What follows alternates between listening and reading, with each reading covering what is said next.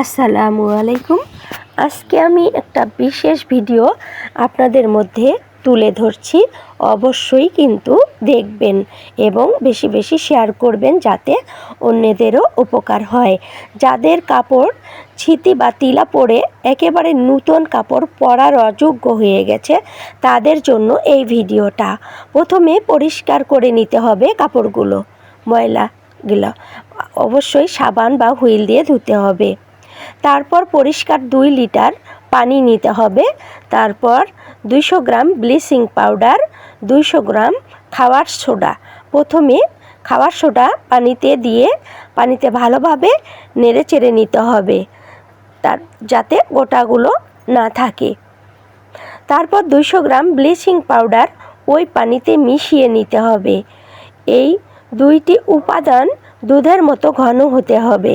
তারপর 5 থেকে 6 মিনিট পানিটা ভিজিয়ে রাখতে হবে। তারপর আপনার নোংরা কাপড়, ছিটি পড়া কাপড় একটা একটা করে ওই পানিতে 5 থেকে 6 মিনিট ভিজিয়ে রাখতে হবে।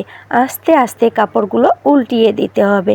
তারপর পরিষ্কার পানি দিয়ে কাপড়গুলো ধুয়ে নিতে হবে। তাহলে আপনার কাপড় একেবারে নতুনের মতো চকচকে হয়ে যাবে। বিশ্বাস না হয় পরীক্ষা করে দেখতে পারেন। তবে রঙিন কাপড় কিন্তু কালার পরিবর্তন হয়ে যেতে পারে।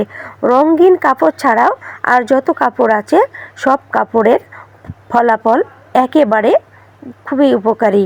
ধন্যবাদ।